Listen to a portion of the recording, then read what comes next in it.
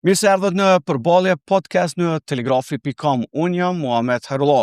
Sot vazhdojmë me një cikël të diskutimeve, bisedave që kanë të bëjnë me ajo që njihet edhe gjithashtu si shtylla e vendit është administrata tatimore e Kosovës. Cila është administrata tatimore e Kosovës sot?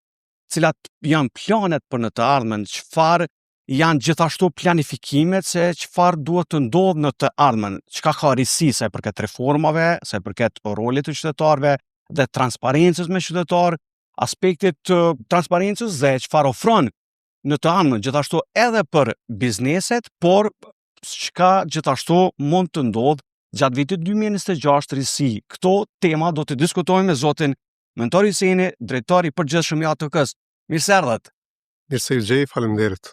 Vjen shumë mirë zoti Hyseni që po nisim një diskutim në përballje podcast për një temë kaq të rëndësishme, siç e thash, administrata tatimore e Kosovës në përgjithësi, gjatë viteve në histori, ATK luan një rol jashtëzakonisht të rëndësishëm.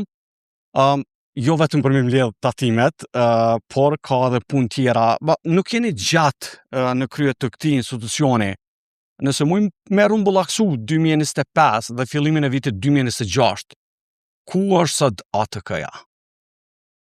Po, na mundemi me thonë që ATK-ja ka realisht një historik, jo vetëm me ardhjen time si drejtori i ATK-s, po veçanërisht me 4 vitet e fundit që ka shënu diko mesatarisht një ngritje prej diko 13% të hyra prej vitit në vit. Edhe këtë vit, gjithashtu ATK-ja në 2 muajt e parë, do thonë ka shënu diko 12.25% mesatarisht për krahasu me vitin e kaluar. Them të drejtën edhe kur është bë plani në bashkëpunim edhe me partnerët ndërkombëtar, sidomos FMN-ja, Fondi Monetar Ndërkombëtar, që është një prej partnerëve kryesor që përcjell performancën e ATK-s, kanë qenë skeptik që ATK-ja do të arrijë të vazhdojë këtë ngritje prej diku 12% prej vitit në vit, për faktin që ngritja ekonomike është diku 4.5%, edhe kjo diferenca prej 12% nuk mundet me vazhdu pafundësisht, se i bie që edhe rritja e tyrave tatimore logjikisht të duhej të rritej me rritjen paralelisht me rritjen ekonomike. Mirë po në 4 vitet e fundit, pse është rrit 2-13%, i bie që është konsideruar që ka pas shumë ekonomi jo formale, edhe ATK-ja ka arrit me zvoglu ekonominë jo formale. Normalisht, kur zvoglohet ekonomia jo formale, pastaj rritu numra, nuk pritet që edhe vitet e ardhshme ka me mujt me pas një rritje të ngjashme, se zvoglohet ekonomia jo formale dhe nuk ka fond të mbledhjes së të hyrave ashtu çdo vit me shënu rritje. Po na e shohim që edhe ky vit, domethënë 2 muajt e parë, janë tregues që ATK-ja vazhdon me rrit të hyra tatimore prej diko me kalu 12% në krahasim me vitin e kaluar. Kur e përmendet të partnerët, ATK-ja ka pas partnerë të vazhdueshëm, e përmendet FMN-n, por edhe institucione dhe organizata tjera të rëndësishme vendore dhe ndërkombëtare. Te ky skepticizmi po du me ditë për shkak të e përmendet ju detajin, për shkak të rritjes ekonomike, apo ka pas edhe diçka tjetër që nuk mund të arrit ky plan? Është plan që i parapon nga ATK-ja që ju e keni shtyr përpara? Po zakonisht planet bëhen prej Ministrisë së Financave, caktohen targetet, gjithë institucioneve mbledhëse sikur është dogana, ATK-ja, mandej na i ndajmë ato në përbaza mujore edhe në për regione. Sido që tjetë, targeti jo në ka qenë i ATK-s diku 12%, po kjo thash është kalu qysh në 2 muajt e parë 12.25%. Dhe nga ardhja juaj e përmendëm fillim, për shembull, unë po e nisi kështu, si dikush që interesohet për ATK-n, për shkak të temave zhvillimeve politike të shumta në Kosovë, dhe interesi për ATK-n është gjithmonë i ndryshëm në momente të caktuara. Por kohëve të fundit, për shembull, më ka duke element interesant hapja e ATK-s që kur s'u ka ndodhur me pa më herët, nashta ka ndodhur, po tash po shpërfaqet më shumë sepse përdorimi i platformave teknologjike, ne jemi media online telegrafi, edhe gjithçka informojmë në kohë reale nëpërmjet telefonit informatave. Sot përdorimi i informatave dhe shpërndarja të rinjt, qoftë përmes rrjeteve sociale si TikTok, Instagram, platformave tjera Meta, prania është më e madhe. Ka ndryshuar që kjo qasje të jo dhe pse jeni fokusuar gjithashtu me pas një prezencë le të themi pak më të madhe ndaj publikut edhe te kanalet të ndryshme. Po, atë ky është institucion publik. Detyrat tona janë publike, edhe mendoj që publiku duhet jetë mirë informum për aktivitetet e ATK-s. Unë mendoj që informimi i publikut na i kemi obligim për dy arsye. Një, me tregu se ç'a bën ATK-ja, se pagumi pi taksa paguese, edhe dyta, potencialisht nëse nuk ndjekëm një rrugë të mirë, të mbarë, domethënë gjithmonë ka mundësi mu korrigju prej këshillave që i marrëm prej tyre, ose shqetësimet që i marrëm.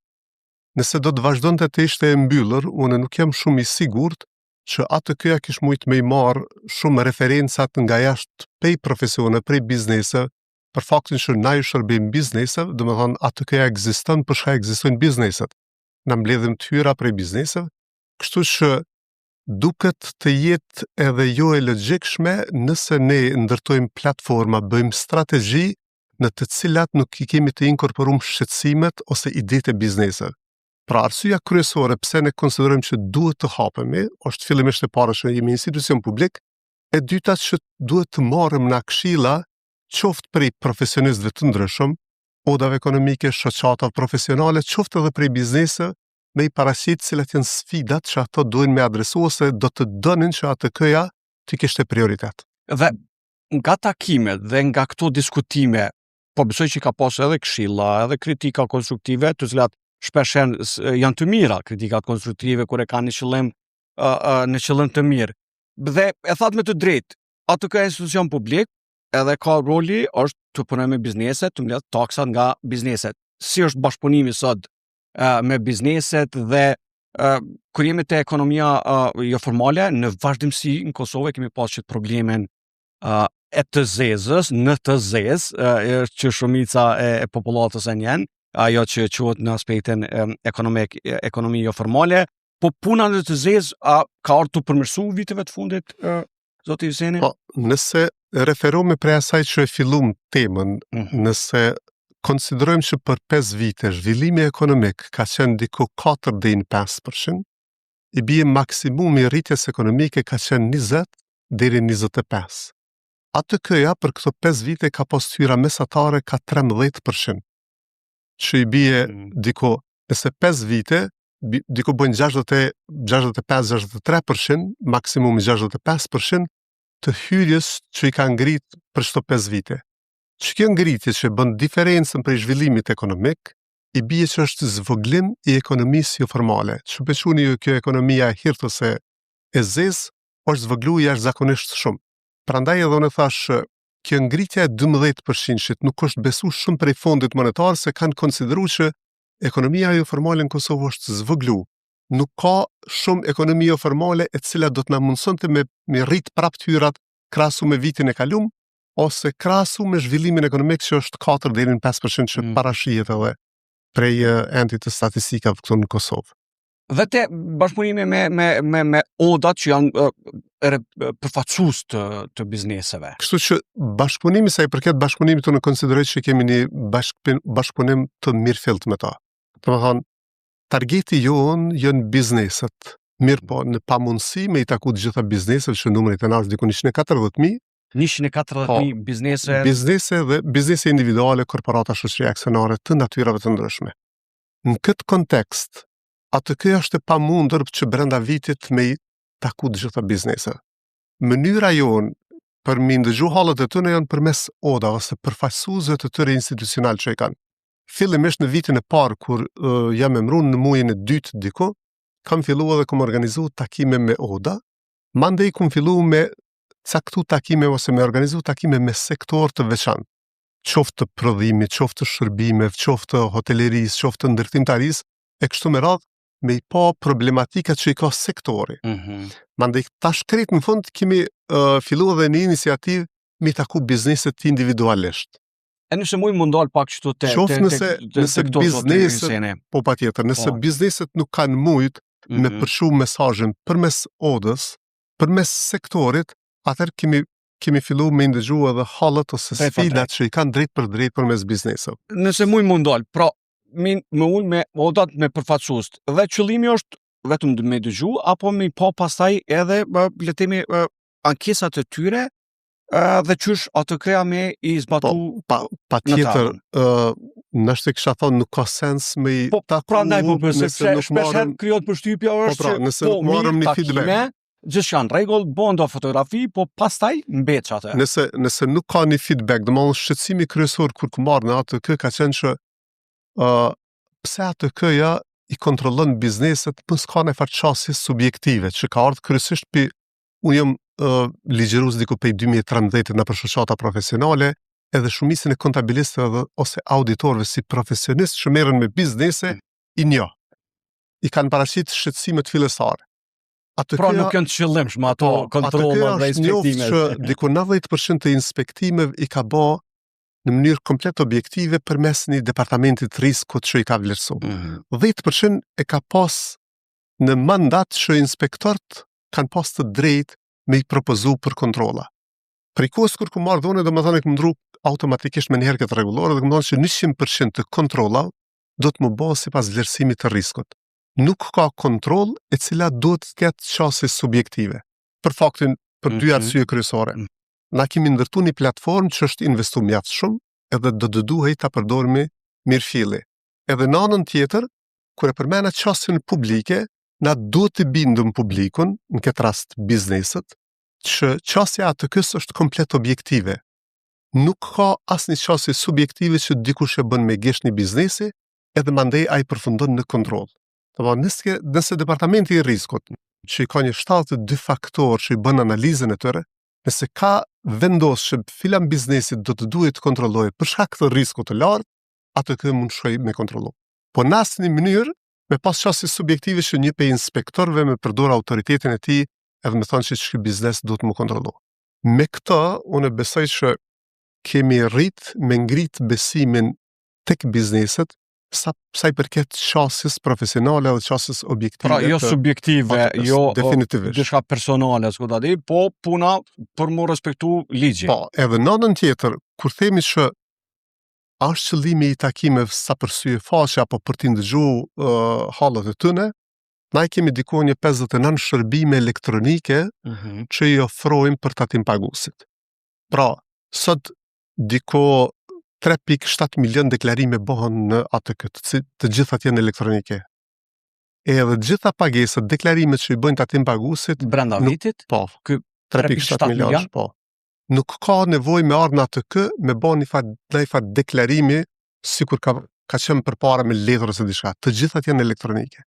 Madje qëllimi jonë është gjatë këtij viti këto 59 shërbime të rritëm diku në 64 shërbime. Ky është një farë, jo transformimi digital, po një farë digitalizimi që po mendojmë që ka me lecu jashtëzakonisht jetën e bizneseve. Kështu që a muj me kriti se ideja, që lidh me atë pyetjen që unë e bona pak më herët. Po kriti ideja pse i takojmë ato, është me thonë cilat janë prej shërbimeve që juve do t'ju duheshin më shumti. E qartë. E që kishi parapëlqyer që edhe këto mi digitalizu. Do që kjo është ideja pse i takojmë. Çka ofron sot, domethënë po një naiv që është të dosh me hapni biznes ose është fillet e biznesit në Kosovë dhe ka punë me shtetin, ka punë me institucionin ATK-s.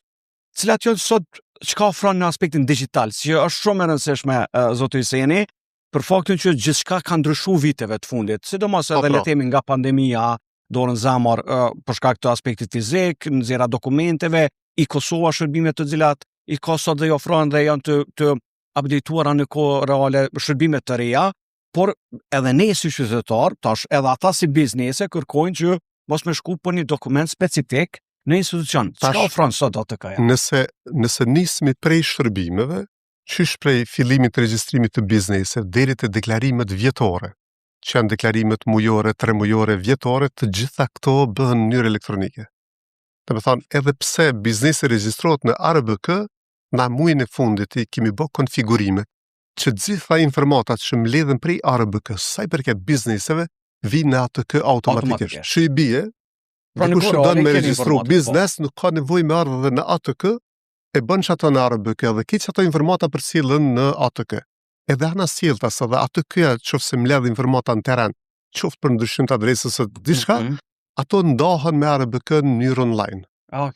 Mandej, deklarimet mujore, deklarimet 3 mujore, deklarimet vjetore, të gjitha, edhe pagesat të gjitha bën në formë elektronike. Po për më tepër prej kësaj, ndjevën kisha një takim me ministrin Jakxhiu, që është ministër për digitalizim, që është me portfolio të caktuar. Tash na mundemi mi digitalizu ATK-n tej mase. Po i bie që shërbimet e ATK-s mundemi përfitu vetëm bizneset. Po për faktin që në mbledhemi një grup të dhënave, 3.7 milion deklarime që tash, ato mund të jenë produkt i mirë për institucione tjera. Për shembull, mundë me thonë sigur organet e rendit, prokuroria, policia, dogana e kështu me radhë. Enti statistika për analizat të ndryshme, Ministria e Financave për politika fiskale, Këshilli për raportim financiar me pa gjendjen e ekonomisë vendit, e kështu me radhë. Pra, dje kishëm najme të punu strategjin për vitin 2027-2031, edhe ideja e me si përfasusi një institucioni që mbledh mësë shumë të dhëna, kisha me taku ministri me thonë qëre, na po dojmë me bo që transformim digital. Po ideja është nuk po dojmë na me punu në silos që atë, si ishullin dom, edhe mësë me ditë që ndodhën këtë Kosovën. Po dojmë me bo që të strategji e cila i kontribon edhe një agjende kombëtare për integrim në EU, qoftë në pjesën e digitalizimit, qoftë në pjesë tjera që janë një proces që do të duhet ta kemi gjithësysh. Po pra, unë mendoj që këto udhëheqësit e institucionet do të duhet të bënin në këtë mënyrë. Nuk duhet një digitalizim Kosovës i cili është thash në formë të ishullit që funksionon si vetëm. Pra, me asoj që për kuptoj, po duhet me shpjegu për publikun më shumë, pra nuk po duhet një digitalizim veç me pas ATK-ja, ARBK një të vetën, a një të vetën, pra me kanë një digitalizim komplet. Për këthy për qytetarin, një cili hinë i Kosova, i shkon dash që të, me qatë logari, aj me mujt me registru biznesin, me mujt me kry shërbime në ATK, me mujt me bë deklarimet, me bë pagesat, me bë raportimet financiare, me nëzirë vërtetimin tatimor, ose qoftë gjendën e përgjithshme, për një single window. A është e mundshme që kjo zotë Jeseni? Kjo është në qatë rrugë. Është në qatë rrugë. Dhe me thonë, në strategjin që për përgadisëm, nuk do të doja që si udhëhesi një institucioni kaq të rëndësishëm me punu një strategji e cila nuk i shërben çëti misioni. Se shtetet e vogla kanë çët përparësi, adoptimin.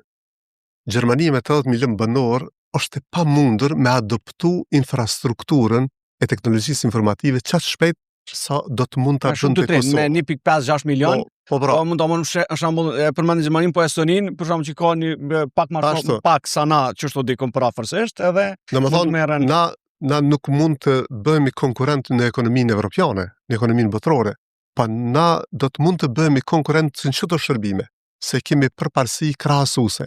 Pra i bie që digitalizimin në Kosovë merr kohë shumë ma pak se sa venet të mëdha qoftë edhe miliona të zhvilluar. E vërtet. Po du mund dal te digitalizimi sepse mendoj që është shumë e rëndësishme edhe për publikun edhe për bizneset, e përmendëm planet 2026 që ka nis edhe nga ardha e juaj në krye të institucionit, e përmendet gjithashtu po ndoj për publikun për me pas qartë që ka shku pjesa e intervistës edhe diskutimit deri tash, e përmendet strategjinë 2027-2030 sa i përket digitalizimit, edhe ato në dyshjet apo le të themi skepticizmi që kanë qenë te partnerët ndërkombëtar sa i përket invazionet fiskale dhe te përqindja. Tash te digitalizimi është një çështje për shkakun shpesh diskutohet kulita digjitale. A ka më orë që lehtëson jetën bizneseve? A mund më orë në ditë kur Kosova e ka kulitën digjitale dhe bizneset mund të funksionojnë përmes saj? Na jemi të punu në dy drejtime, ATK-ja dhe Ministria e Financave. Ministria e Financave ka përgadit që të pjesën e digitalizimit ose fiskalizimit sa i përket transakcione në e quajmë B2C, që business to consumer, që ka kuptimin gjitha transakcionet, biznes të konsumatori janë të digitalizume, po fatkeqësisht Gjykata Supreme pa të ndalu udhëzimin administrativ, për shkak të ashtu quajtës mbajtjes së dy funksioneve që ka quajtur atëherë gjykata. Ai është i gatshëm. Tash pjesën që të punu Ministria e Financave është të punu B2B, që është business to business, edhe mandej B2G, business to government. Që i bie nëse bën këto trija, kjo është fatura, në parim fatura digjitale e transaksioneve nacionale. Që mandej kjo është hap për kulitën digjitale që shëquni jo. Në anën tjetër, që jemi të punu në mrena për ATK-n, jemi të punu tash termat e referencës i kemi bëj, kemi ndo me partnerët ndërkombëtar, Luxi është tipi organizatat që na ka premtu që financojmë, na e kemi shujt inspection. Inspection. Po, edhe inspektimet në ATK nuk kanë më bë më në letër. Për me dhënë një historik të kësaj, ATK-ja thash fola për pjesën e edit sa është e digitalizuar me 59 shërbime, që nuk është e mjaftueshme, po është qysh me thonë e pranueshme për kushtet që jemi sot. Në anën tjetër e ka departamentin në riskut që thashë 100% të kontrolla bëhen bas atij vlerësimi që është komplet digital. Po. Mirë, po kur fillojnë inspektimet prej kur jipën për riskut derisa të përfundohen, është sikur ka qenë para 20 vjetë në letër. Ajo që po dojmë na me bë, është po dojmë me digitalizu, me hek letrën komplet. Me digitalizu çdo proces. Përveç letrës që ka efektin pozitiv, kjo ka më na ndihmu neve me rrit efikasitetin numër 1. Me numër të stafit të njëjtë kemi mujt me bë punë të dyfishme. Pra jemi të fol për reforma brenda vetë institucionit. E dyta që kemi mujt me bë është me rrit transparencën. Çdo biznes, çdo qytetar, qoftë që ka një numër fiskal, nëse ai thirret një herë, ka me pas gjurmushmëri në qatë sistem. Në proces. Po, në qatë proces. Pra jo veç me thirrë dhe me meqa. Kushdo që do... Sepse shpesh herë në institucionet tona, në përgjithësi është ajo, ku me thirë, ku me pash numëre, ku me gjithë numëren. Kushdo që nesër do me bë ankesë për rastin e tij, ai ka më konë në gjendje me pa me nxjerr kartelën e tij, edhe çu ka shku procesi, çu shop kontrolla, kush ka qenë inspektori, pse ka vendosur çat ndëshkim ose çat tatim shtesë e kështu me radhë. Përveç kësaj, kur këshyr mrena tek punëtorët, kam ju ndihmu jashtëzakonisht. Kemi me inkuadru AI-n atë, që në mënyrë që nëse një inspektor tatimor shkon me kontrollu një biznes për çështjen e TVSH-s, ai ka mi pas në tabletin e tij krejta informatat, ligjit në rregullore të TVSH-s, ndaj vendim shpjegues të ATK-s, ndaj vendim të gjyqësorit që është marrë për çat çështje ose ndaj vendim të ankesave, ose ka me pas edhe inteligjencën artificiale që ka me orientu pak prapërsisht me thonë që 20 bizneset paraprake të kontrollume për kësaj natyre, prapërsisht evazioni ka qenë 20%. I bie që ai nuk ka me vujt për informata për me gjyku drejt. Nëse e ka lënë qatë 20% poshtë ose lartë, sistemi ka me alertu. Mrena njësit kontrolluese që ka dalë se e kemi një shmangje që të tatimori që qoftë inspektori ka qitë ndëshkim më shumë, po qoftë i ka bo lirime më shumë. Kjo mandej ka më në ndihmu me bo modelimet ndryshme, qoftë pjesa e riskut, qoftë planet vjetore, edhe na kemi pas analizat që themi sektori i ndërtimtarisë mund të më konë sektori që ka evazion fiskal më shumë, ose sektori i hotelerisë, po kur e kemi qatë evidencë të mirëfillt përmes e-inspection, atëherë kemi qysh me thonë informatën në dorë të parë se çka është bërë me këtë inspektimet, sa ka norma mesatare e shmangjes tatimore kështu me radhë. Përmendet disa herë, zoti Gjeni, sektorët, unë kom pas në këtë podcast diskutime të ndryshme për sektor të ndryshëm, me ministra, me institucione, me oda, dhe ka diskutim, sektori i ndërtimtarisë, sektori i hotelerisë, gastronomisë, mos gaboj disa sektor tjerë janë kështu le të themi ndër kryesorët, shtyllat, bazamentit. Sipas ATK-s, cilat janë sektorët që në fund vitit janë le të themi që e mbushin koletën e ATK-s sa i përket tatimeve, të cilat janë të obliguara me plotësu. Tash unë më shumë e kisha ndarë diskutimin të asaj që ku konsiderohet që ka evazion fiskal më shumë, se sa ato se mund me pas sektor që mbush tyrat tatimore, për nuk ka shmangje, ose ka shmangje jashtëzakonisht të pakta. Në këtë kontekst, ATK-ja përveç këtij departamentit riskut që i targeton cilat janë bizneset me kontrollu, ka punu edhe projekte të ndryshme sektoriale. Dhe me thonë, ATK për çështjen e ndërtimtarisë, mallrave pa origjinë, hotelerisë, ka projekte të veçanta. Që i bie edhe analiza e riskut nuk ka mujt me u përshtat për sektor të veçantë. Prandaj janë bë projekte që i targetojnë specifike që i targetojnë rrisjet e çatyre. Në parem, nëse nuk je fare në atë kë shtetari i rëndomt, edhe e shes që sektori i cili është zhvillu mas shumti në Kosovë është sektori i ndërtimtarisë. Dhe që i bie është do të duhet të reflektonte, do të duhet të reflektonte edhe me tyra më të mëdha. Për faktin që është përgatit projekti me targetu rreziqet në ndërtimtari, i bie që atë këja ka pas informata që çaja rritje që ka kontribu në zhvillimin ekonomik të vendit, nuk është që ka reflektu me të hyra të ngjashme brenda ATK-s. Edhe si rrjedhoi ka pas projekte veçantë. Që këtë vit 2026 në sektorin e ndërtimit e gjeni një pjesë sektorëve që ka më vizitu mas shumëti. I bie që ti mundesh me punu në Kosovë pa problemet caktuar nëse ti vendos me deklaru drejt. Po nëse mendon me shmang tatimin, sidomos për një sektori që është i dukshëm edhe prej publikut, as aty këja as institucionet tjera nuk do të duhej të rrinin duar kryq. Në këtë kuptim, atë këja ka vetëm brenda kornizave, ajo që po thon. Brenda kornizave. Norma e tatimit në Kosovë është më e ulta në rajon. Diku 10%. Është më ulta në rajon. Shpesh ka ankesa të ndryshme hotelleria, gastronomia, por ato të cilat shteti duhet të... Mandej tatimi në dividend është 0, që nuk e ki kërkun as në Evropë. I bie që të sistem të normave të ulta tatimore. Pra, ideja jonë për mi këshillu bizneset më shumë është me qëtë normë të ultë tatimore, nuk do të duhej të kishte qëllim biznesi më shmang. Pra, me qef do të duhej me pagu 10% në tatimit. Se ka shumë herë shpjegime pe qytetarëve që nuk ka mundësi se s'po kemi fitim. Fitimi nëse është 0, tatimi është 0, se tatimi është normë bazës. Është 0, nëse është fitimi, ku ta dion e? Nëse keni fitim, shteti ta lyp 10%. Të atit totalit të fitimit. Po pra. Sa tjetë fitimi, 10% qasaj. Nuk është shpjegimi që ndrushim që thonë, nuk ka fitim edhe për nëse se pagun, kështu po du me ditë, nëse se pagun, që ka ndodhë pasaj? Mandej nëse nuk e pagun, janë edhe ndëshkimet, që janë diko 25% të bazës tatimore. Mandej ka ndëshkime të kamata varsisht për i vënesa që i ke ba në deklarim dhe pagesë. E qartë.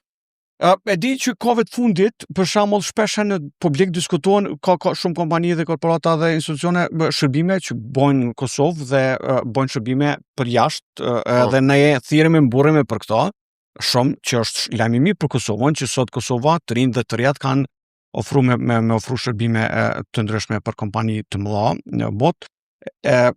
Qysh është kjo e rregulluar të ATK-ja, dhe gjithashtu e di që ka pas disa iniciativa edhe për ata që njën si influencerët, njerëzit që punojnë me rrjete sociale, me social media, këtu po du me ditë pak sepse ka shpesher paqartësi ose mungesë të informacionit, e ndoshta si drejtor i ATK-s mundesh më na shpjegu informata cilat janë dobishme edhe për këtë grup që janë të rëndësishëm, se ka njerëz që rënojnë prej qasë punës social media. Për shembull. Ku e përmend atë çështje e projekteve, atë këja kër e ka targetu ose kër e ka pasë që një sektor nuk është ka pagun mjaftu shumë tatim, pra ka përgadit projekt. Projekti i ka disa faza. Fazën fillestare e ka informimin e publikut ose potencialisht tatim pagusit që janë qatë sektor. Sot da jemi të përgadit një projekt për ekonomin digitale, që i përshin edhe freelancerat e kështu me radhë, edhe jemi në fazën e përgaditjes së informimit.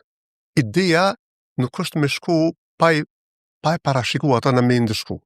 Pra, i informojmë që jo jeni të zhvillu aktivitet ekonomik në Kosovë, dhe në bas ligjeve të Kosovës, çdo kush që zhvillon aktivitet ose krijon të hyra, do të duhej me pagu tatimin. Në këtë kuptim, na përgatitëm platforma të ndryshme, organizojmë takime, trajnime të ndryshme, për sektorin që mendojmë me targetu. Pra tash jemi në fazën e informimit të publikut ose të tatim paguesve potencial që punojnë në atë sektor. Mandej japëm budhëzime se çysh duhet mi deklaru atë, madje nxjerrëm edhe video të veçanta se çysh do të duhej një freelancer. Po, kjo është në proces, pra për me shpjegu për publikun. Ose dikush që shet shërbime jashtë Kosovës, çysh do të duhej mu regjistru, çysh do të duhej mi pagu tatimet. Nëse këto nuk janë të mjaftueshme, nuk e rrisin deklarimin edhe pagesën tatimore, atëherë na bëjmë edhe plan vjetor se çysh mi adresu çështën e kontrollave.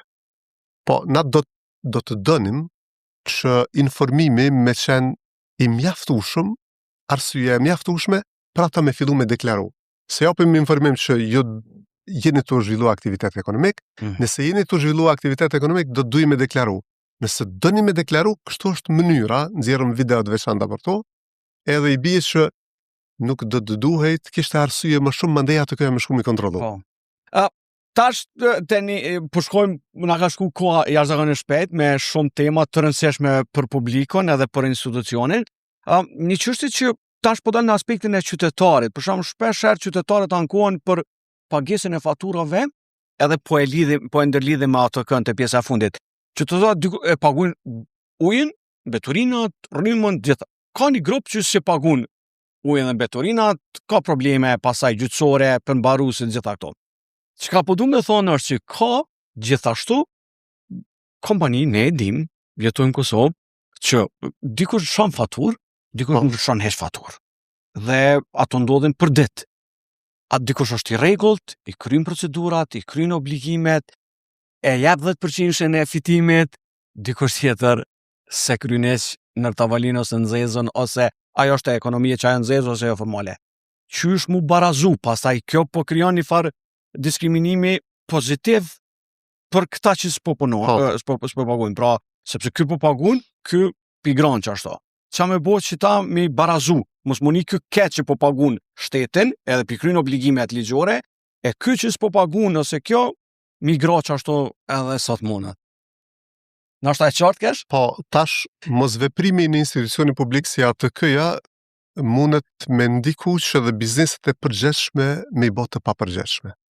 Tipike te konkurenca jo lojale që thotë. Nëse një biznes operon në rrugën e njëjtë, kafeteri po theme, ose restorant, edhe dy prej tyre tjera nuk paguajnë, i bie që motivi i këtij biznesi që paguajnë bie. Thotë, rruga më e mirë ko kam më shmang shtetit, se çat pjesë të fitimit 10% me fitu për mua është e mjaftueshme. Kështu që këto mos veprimi ATK-s mundet që edhe bizneset e ndershme me i bë bizneset të papërgjithshme. Në këta aspekt ne kemi filluar një projekt të përgjithshëm në gjithë Kosovën, që e quajmë projekti i stikersa, me identifiku secilin biznes që është paregjistruar. Fillimisht i vendosëm stikersat të secili biznes që është i regjistruar, që i bie validojmë regjistrimin edhe fiskalizimin e një biznesi, mandej ato pjesë që jesin të biznesit qase rrugë ose në qatë zonë, na shkojmë edhe i regjistrojmë. Edhe në këtë projekt thirrja jonë ka qenë që ATK fillon me kontrollin në teren në gjithë territorin e Kosovës, regjistrojeni biznesin, mos paguani ndëshkimin për 500 euro që nëse vija ATK edhe i gjen të paregjistruar. Pra qëllimi këtu nuk është me mbledh vetëm të hyra, po me i bë mundi pjesë sistemit brenda konizës. Po pra, me i bë mundi mirë dhe bizneset cilat vullnetarisht kanë qenë të përgjithshme. Se konkurenca jo lojale është elementi që i pengon mas shumë të pengesat atë bizneset e përgjithshme. Ato i bie që kanë vendos për shkak të qoftë aspektit kulturor, qoftë vetive të tyre familjare, qoftë integritetit profesional njerëzit që ka bënë biznes sot nuk duhet të shmang. Për shkak të parimeve, obligimeve shtetërore, kanë thotë duhet shteti. Puna jonë është shumë i barazu mandej edhe të tjerët me këtë. Se kë neve nuk po na argjon as kuadra, as staf, as resurse për me shku me kontrollu. Po ajo që duhet me bëna është me u siguru që këtij konkurrencën jo lojale ja heqëm. Edhe në anën tjetër normalisht shtrydhja horizontale e numrit më të madh të bizneseve bie të hyra më shumë në buxhetin shtetëror, që i bie është bazë për një shpërndarje më të mirëfillt ose për politika tjera fiskale.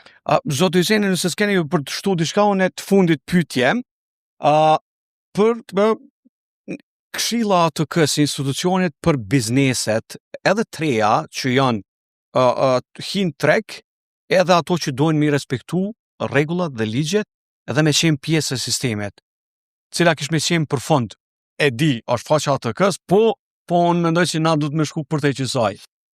Jo, unë mendoj që fillimisht mesazhin që duhet me marrë gjithë qytetarët e Kosovës dhe bizneset është në këtë shekull, dhe me thonë një qerek shekulli mas lufte, nuk ka patriotizëm më i madh se me i pagu tatimet. Kjo është kontributi që mundet me dhanë secilit qytetar. Du me theksu vetëm më kujtohet një shoqe ndjerë, më pa të dërgu njerë një mesazh për një fest, Thot shoku jem, shteti ynë do të rregullohet kur secili kryen punën e vet që duhet. Çka i bie me këto, që secili biznes do të duhej vullnetarisht të pagunte 10% e tatimit, e cila është norma më e ulët në rajon edhe në Evropë. Në sajë të kësaj, nëse ka paqartësi, nëse ka dilema se si do të duhej të bëj kjo, na kemi zyre të shërbimeve në për secilin regjion. Mandej kemi zyre të shërbimeve centralizume, që tash në numër i kemi rrit, edhe po i vendosëm në zyrat veçanta që me qenë më afër qytetarëve dhe biznesit. Për çfarë do pyetjet që bëjnë ato në ATK? Nuk di biznes që nuk merr përgjigje. Madje ATK ofron edhe vendime individuale shpjeguese. Jo e cila është pyetje e përgjithshme që dojnë me ditë këtë bizneset. Po nëse i biznes specifik e kina i problematik të veçantë, ATK-ja ofron edhe vendime individuale shpjeguese që i bie për çështjen tënde personale ofron vendim shpjegues.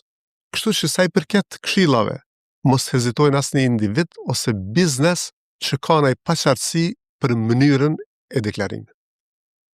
Me këtë, le të themi këshill, mesazh, po e përmbyllim, sepse mendoj që do të jetë një mesazh i mirë edhe për bizneset, edhe për ata që duan të shohin rregullat dhe ligjet dhe mundësitë e bashkëpunimit me ATK-n. Zoti mentor Yseni, faleminderit shumë për kohën dhe diskutimin sa i përket institucionit ATK-s për sot, por edhe gjithashtu për ajo që është e ardhmja, digitalizimi online dhe të gjitha shërbimet tjera. Ishte kënaqësi, faleminderit për mundësinë. Unë mendoj që jeta publike, shërbimet publike nuk ndërtohen nëse nuk përfundohen vetë.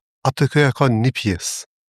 Ju si media keni një pjesë, institucionet tjera qeveritare, qoftë shoqatat profesionale, qoftë universitetet që përgatitin brez të ri, do të duhet që bashkarisht të kuptojmë që na jemi një qerek shekulli mas luftës. I bie që nuk kemi kohë për të humbur. Nuk do duhet që Kosova me vazhdu me një tranzicion të papërfunduar. I bie duhet të kemi qartësi se ku dojmë të arrijmë në 5-10 vitet e ardhshme. E qartë, faleminderit dhe do të shohim edhe do të jemi këtu për të pasur ku do të shkojmë në 5-10 vitet e ardhshme. Shikoj nderuar, ishte kjo podcasti radhës me zotin mentor Yseni, drejtori i përgjithshëm i ATK-s, shihemi në përballje podcast radhës.